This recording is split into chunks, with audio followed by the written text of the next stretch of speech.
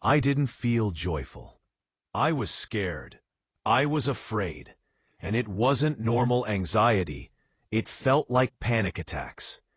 These words reflect a side of Goldie Hawn that many people never imagined existed. For decades, Goldie Hawn was seen as one of Hollywood's brightest lights. Her laughter was infectious, her smile unforgettable, and her presence on screen made audiences feel safe and happy. She became known as America's sweetheart, a woman who seemed to carry joy wherever she went. At 79 years old, her legacy is filled with iconic films, awards, and admiration from fans around the world. Yet behind that public image was a much more complicated journey, shaped not only by success, but also by painful experiences with powerful people in the industry. Over the course of her long career, Goldie worked with many talented actors.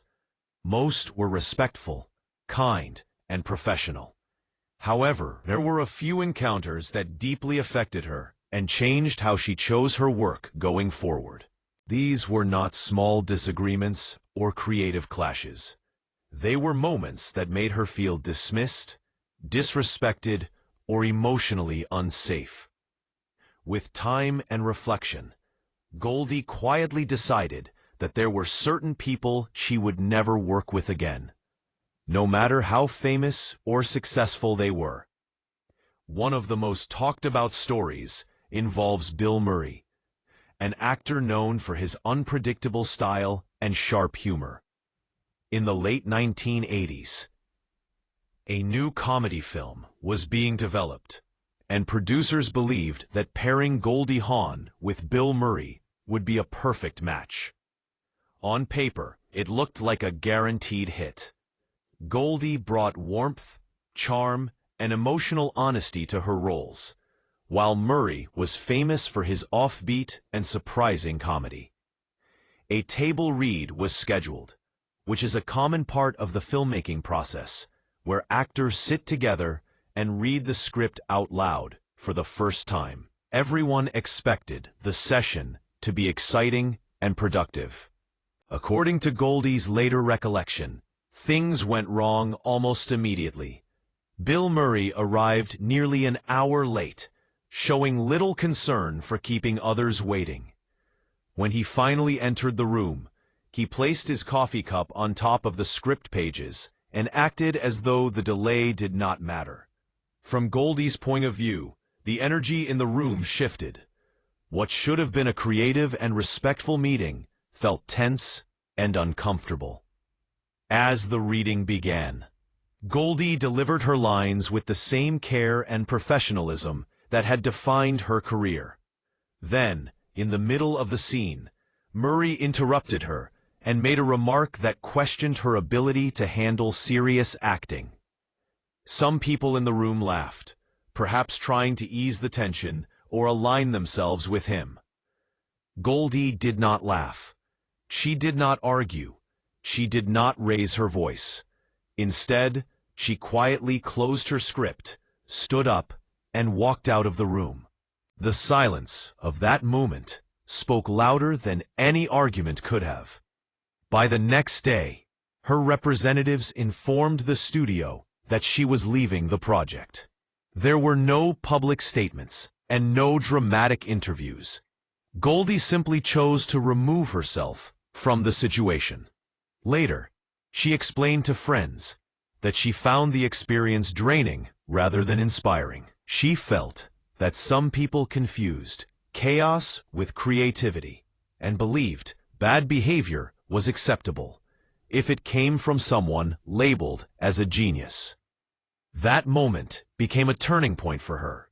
From then on, she decided she would no longer work with people who made her feel uncomfortable or disrespected, no matter how talented they were. Another experience that left a lasting mark on Goldie Hawn involved Warren Beatty, a man who held enormous power in Hollywood during the late 1970s. Beatty was known not only for his acting and producing skills, but also for his personal life and charm. According to Goldie's later reflections, He expressed romantic interest in her and began inviting her to dinners, parties, and private gatherings. In Hollywood, such invitations often carried unspoken expectations. Goldie, however, declined. She did so politely and with humor, but her answer was firm. She simply was not interested. What happened afterward deeply affected her. She began noticing changes in her professional life that were difficult to explain at first. Projects she had been promised suddenly disappeared. Meetings were canceled without clear reasons. Roles she was attached to were quietly given to other actresses. Over time, the pattern became impossible to ignore. Goldie believed that her rejection had bruised a powerful ego, and that decision came with consequences. People close to her later said that she was warned privately by a producer who told her that damaging rumors were spreading about her being difficult to work with. These were not loud accusations made in public. Instead, they were subtle whispers that could quietly harm a career. Goldie chose not to confront Beatty directly. She did not accuse him publicly or seek sympathy in interviews. Instead, she focused on continuing her work and maintaining her dignity. Years later, she reflected on that period as a painful lesson about power and rejection in Hollywood. She felt that some men in positions of influence struggled to accept a woman's right to say no. Eventually, time passed and her career moved forward. When fate placed them in the same room again at an awards event years later, Beatty approached her as if nothing had happened. Goldie met him with a brief smile, then calmly turned away. There was no argument, no scene, just a quiet moment that symbolized her decision to protect her self-respect. Dustin Hoffman's name is another that surprised many when people learned of Goldie's experience. Hoffman is widely regarded as one of the most talented actors of his generation, celebrated for his intense dedication to his craft. Early in the 1980s, Goldie was actively trying to expand her career beyond comedy. She wanted to be taken seriously as a dramatic actress and sought roles that allowed her to explore deeper emotions. When a prestigious film project began searching for its leads, the idea of pairing Goldie with Hoffman excited many producers. During the audition process, however, something unexpected happened. Halfway through the scene, Hoffman stopped and criticized Goldie's performance in front of the people in the room, suggesting she was still acting like a sitcom performer. Goldie felt the weight of those words, but did not react emotionally. She completed the audition with calm professionalism, thanked everyone, and left. The following day, she chose to withdraw from the project. Later, she explained that criticism itself was not the issue. What troubled her was the lack of respect. She believed that serious work did not require humiliation. From that point on, she decided that she would only pursue roles where she felt valued as both an artist and a person. Looking back on these experiences, Goldie Hawn's story is not about anger or revenge. It is about growth, boundaries, and self-worth, as she matured both personally and professionally. She learned that success did not mean tolerating behavior that caused emotional harm. Hollywood often celebrates difficult personalities, especially when they are labeled as brilliant or powerful. For a long time, actors were expected to endure uncomfortable situations in silence, especially women. Goldie's quiet decisions to walk away rather than fight publicly were acts of strength. She chose peace over prestige and respect over approval. These choices shaped the second half of her career. She became more selective about her projects and focused on working with people who valued collaboration and kindness. At 79, Goldie Hawn is remembered not just for her talent, but also for her resilience.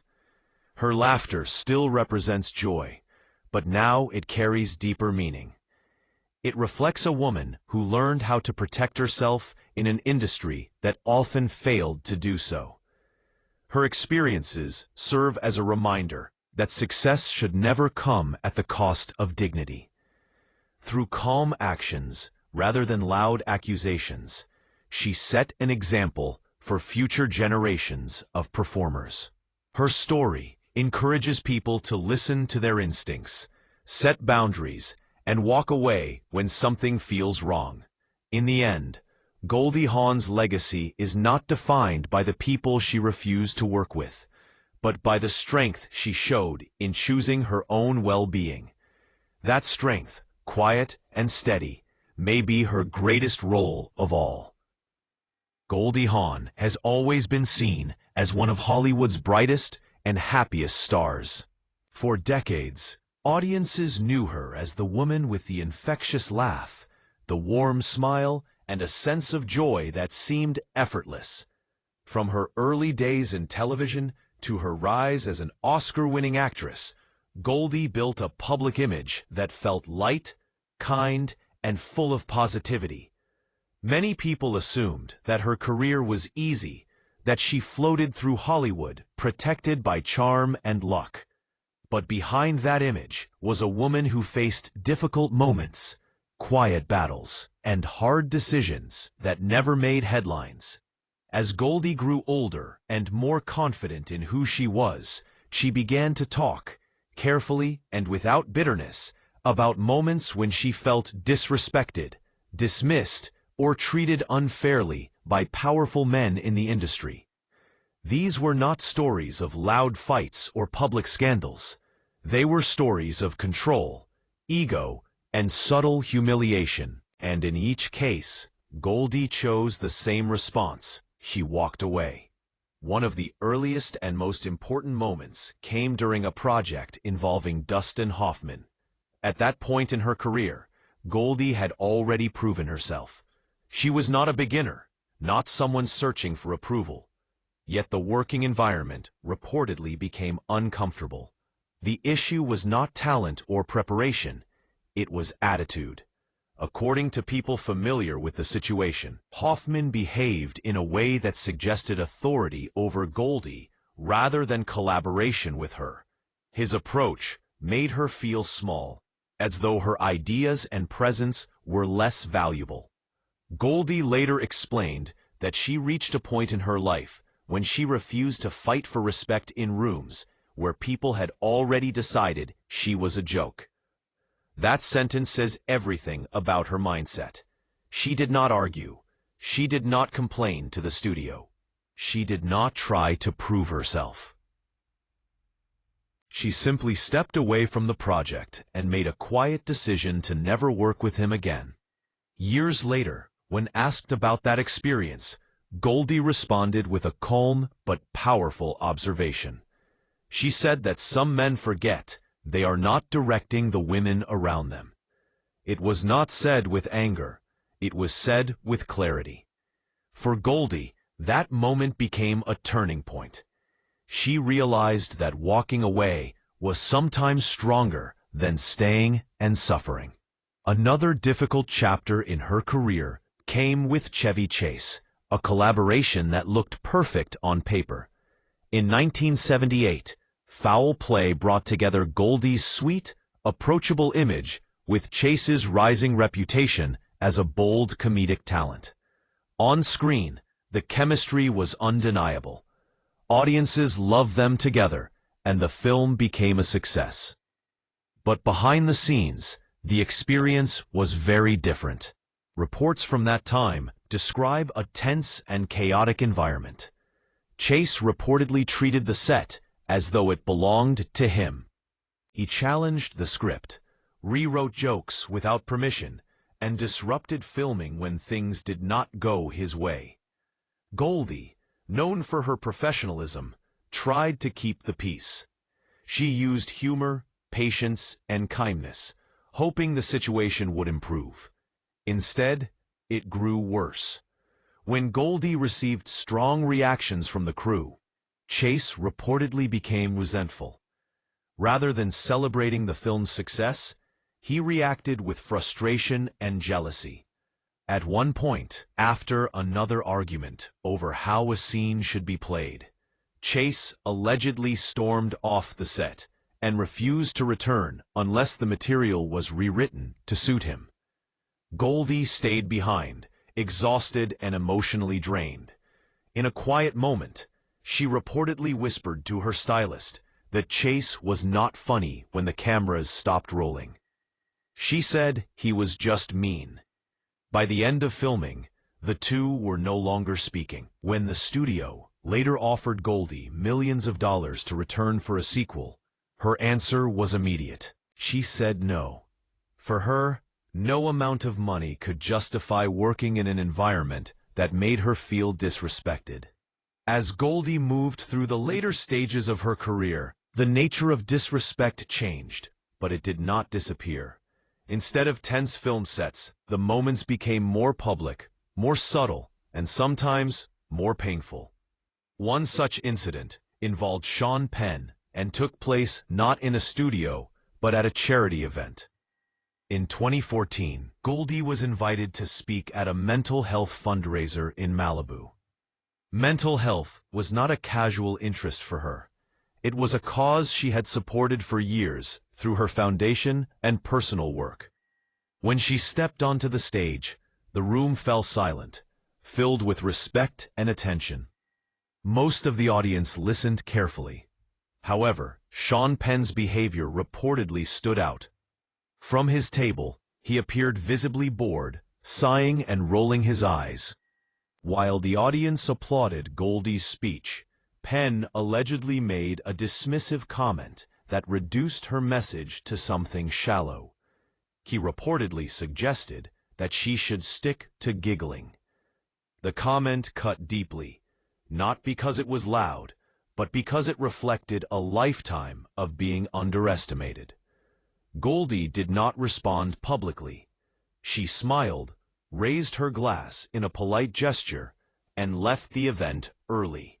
Later, in private, she reflected on how painful it was to be reduced to a stereotype after decades of serious work and accomplishment. That night became a quiet turning point. From then on, she chose to avoid events where Penn was present. When asked about him years later, her response was calm and final. She said he was not her energy. There was no anger in her voice, just closure. Perhaps the most surprising story involves a true Hollywood legend, Kirk Douglas. By the late 1990s, Goldie was no longer the young star people remembered from her early films.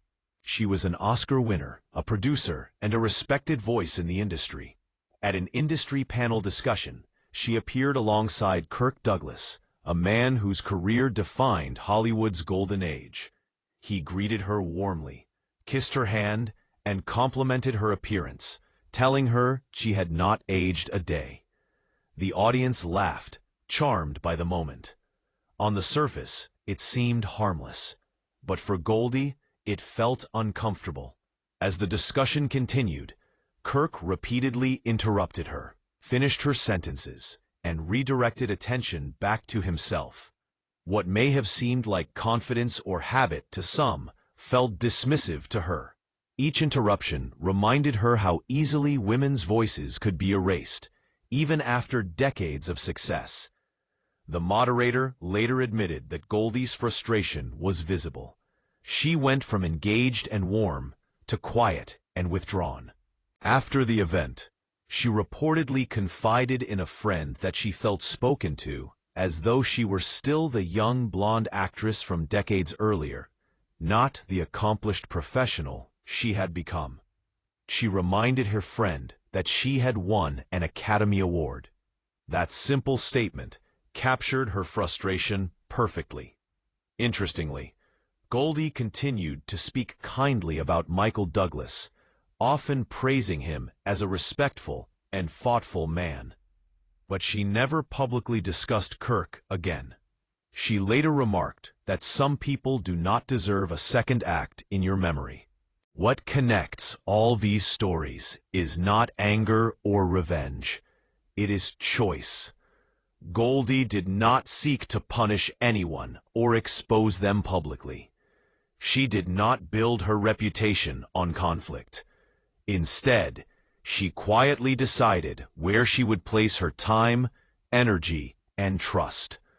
In an industry built on power and image, that choice was radical. Walking away from powerful men, from big projects, and from large paychecks required confidence and self-respect. Goldie understood that dignity was worth more than approval. These stories reveal a side of Hollywood that is rarely shown.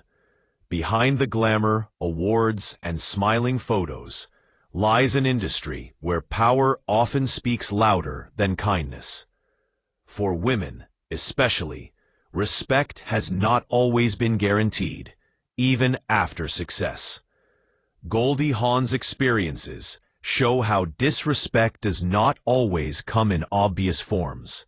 Sometimes it comes wrapped in jokes. Sometimes it hides behind charm. Sometimes it appears as boredom, interruption, or quiet dismissal. And sometimes the person causing harm never even realizes it. What makes Goldie's story powerful is not what she endured, but how she responded. She did not allow bitterness to shape her life. She did not let resentment define her career. Instead, she chose boundaries. She chose peace. She chose herself. Throughout her career, Goldie maintained her famous smile. But that smile was never weakness. It was strength. It was a decision to rise above situations that no longer served her. She understood that staying silent did not mean accepting mistreatment. Sometimes, silence meant walking away and never returning. Her approach offers an important lesson, not just for Hollywood, but for life. Respect cannot be forced. It can only be required. And when it is missing, leaving is often the most powerful response. We often celebrate celebrities for their talent without understanding the emotional cost behind their success. Goldie's story reminds us that even the most beloved figures face moments of doubt and disrespect. Yet it also reminds us that growth comes from choosing self-worth over validation. Goldie did not need to expose anyone or defend herself loudly. Her legacy speaks for itself. She built a career filled with laughter, intelligence, and purpose. And when faced with situations that threatened her dignity, she chose distance over drama. These stories are not about labeling people as villains. They are about understanding power, ego, and respect. They are about recognizing how small moments can leave lasting marks. And they are about a woman who refused to let those marks define her. Goldie Hawn's journey shows that strength does not always roar. Sometimes it smiles, steps back, and walks away for good.